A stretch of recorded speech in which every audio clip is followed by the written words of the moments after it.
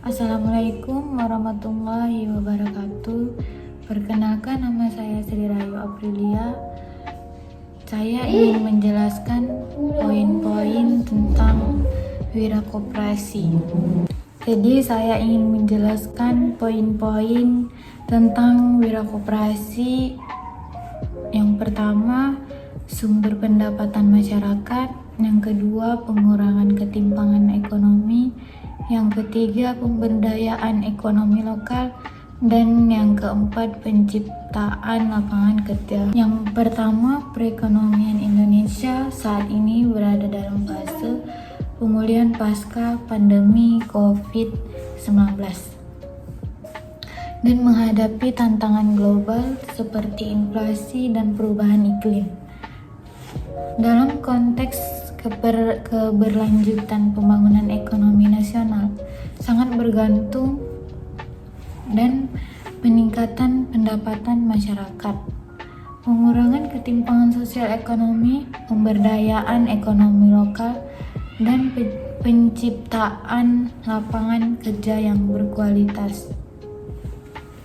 Masyarakat menjadi aktor utama dalam pembangunan ekonomi, sehingga penting untuk mengkaji bagaimana mereka memperoleh pendapatan, tantangan ketimpangan yang dihadapi, serta solusi pemberdayaan yang efektif. Dari Badan Pusat Statistik atau BPS menunjukkan bahwa kini rasio Indonesia berada pada angka 0,388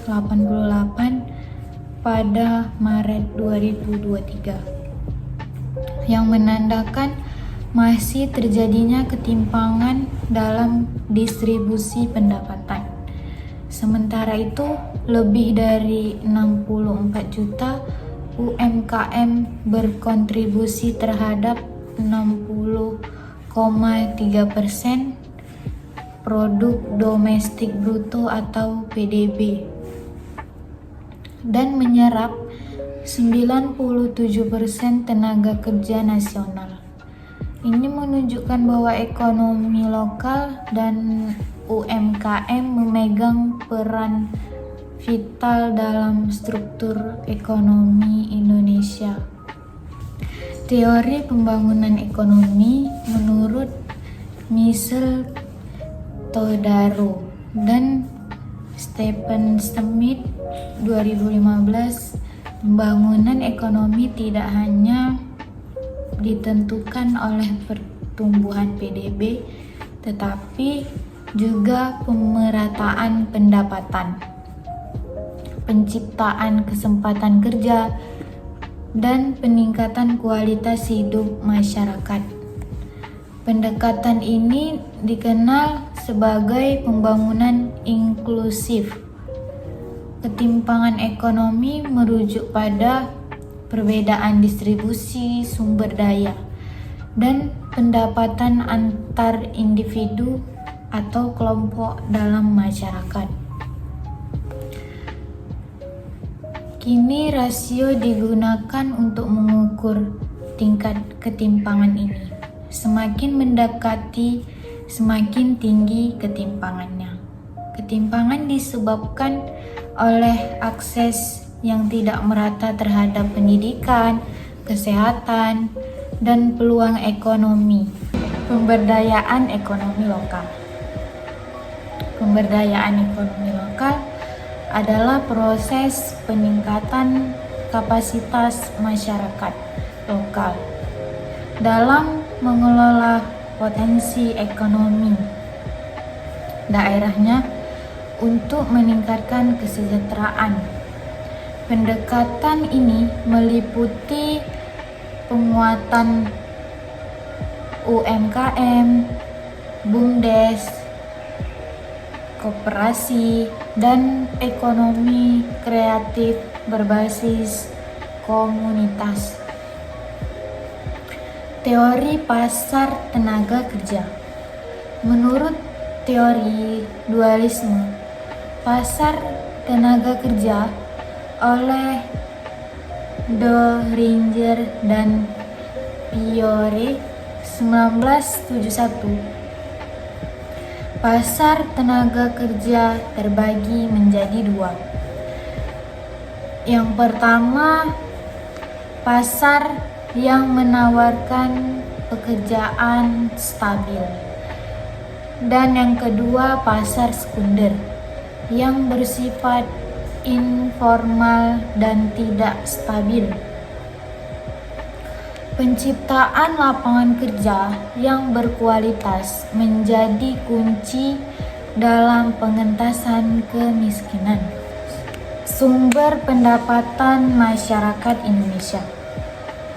Yang pertama ada dalam sektor pertanian dan perikanan. Masih menjadi tulang punggung bagi masyarakat desa. Data BPS 2022 mencatat 28,4% penduduk bekerja di sektor ini. Namun produktivitasnya rendah karena keterbatasan teknologi dan akses pasar. Dan yang kedua, pendapatan masyarakat Indonesia berasal dari sektor industri dan manufaktur. Berbasis pada produksi barang, sektor ini menyumbang sekitar 19% terhadap PDB nasional. Banyak pekerja yang bergantung pada upah pabrik di kawasan industri seperti Bekasi dan Karawang. Dan yang ketiga, pendapatan Indonesia berasal dari UMKM dan wirausaha lebih dari 64 jam. Dan yang ketiga, pendapatan Indonesia berasal dari sektor jasa dan pariwisata. Meningkat pesat dalam dekade terakhir. Pariwisata menyumbang devisa lebih dari $15 miliar per tahun sebelum pandemi. Pulau Bali menjadi contoh sukses sektor jasa dan pariwisata. Dan yang keempat, pendapatan negara Indonesia berasal dari UMKM dan wirausaha. Lebih dari 64 juta UMKM tersebar di Indonesia, mendukung kehidupan mayoritas keluarga kelas menengah ke bawah. UMKM mencakup warung, usaha kuliner, kerajinan, hingga digital marketing. Dan yang kelima, pendapatan negara Indonesia berasal dari remitansi TKI atau TKW. Remitansi dari tenaga kerja Indonesia di luar negeri, terutama dari Malaysia, Hong Kong, dan Arab Saudi, memberikan pengaruh ekonomi signifikan bagi daerah seperti Nusa Tenggara Barat dan Jawa Timur. Upaya pengurangan ketimpangan ekonomi. Pengurangan ketimpangan dilakukan dengan strategi. Yang pertama, dengan melakukan reformasi sistem pajak dan subsidi. Pajak progresif dan penyaluran subsidi tepat sasaran mampu meningkatkan keadilan sosial. Contohnya BLT atau bantuan langsung tunai yang menyasar keluarga miskin. Strategi yang kedua yaitu peningkatan kualitas pendidikan dan kesehatan. akses terhadap pendidikan gratis dan layanan kesehatan, memperkuat sumber daya manusia atau SDM. Menurut UNDP 2021, pendidikan adalah jalan utama keluar dari kemiskinan struktural. Dan strategi yang ketiga yaitu perluasan jaringan sosial dan program perlindungan sosial. Program seperti Kartu Prakerja, BPJS Kesehatan, dan program Keluarga Harapan atau PKH membantu meringankan beban masyarakat miskin. Dan strategi yang keempat yaitu membangun daerah tertinggal. Dengan pendekatan dana desa, pemerintah memberikan anggaran langsung ke desa agar mereka bisa mandiri dan membangun ekonomi dari bawah. Pemberdayaan ekonomi lokal. Ekonomi lokal diberdayakan melalui yang pertama, penguatan BUMDes atau Badan Usaha Milik Desa. Badan Usaha Milik Desa menjadi institusi ekonomi strategis dari pedesaan untuk mengelola aset dan usaha desa. Contoh suksesnya yaitu BUMDes Tirta Mandiri di Desa Ponggok, Klaten menghasilkan miliaran rupiah dari wisata air. Dan yang kedua, ekonomi lokal diberdayakan melalui pelatihan dan pendampingan usaha. Program inkubator bisnis dan pelatihan keterampilan usaha mendorong munculnya wirausaha baru. Misalnya, program rumah BUMN oleh BUMN di berbagai wilayah. Dan yang ketiga, melalui akses permodalan dan digitalisasi. Lembaga seperti kredit usaha rakyat atau KUR koperasi serta platform fintech mempermudah pelaku usaha kecil mendapatkan dana. GoFood, Tokopedia, dan Shopee menjadi platform yang mendigitalisasi usaha lokal.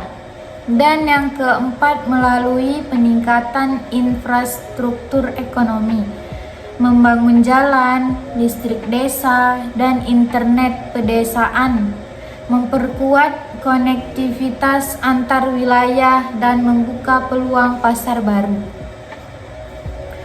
Penciptaan lapangan kerja.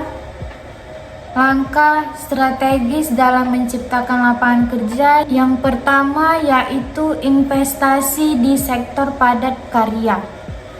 Industri padat karya seperti tekstil, alas kaki, dan manufaktur dapat menyerap banyak tenaga kerja tidak terampil.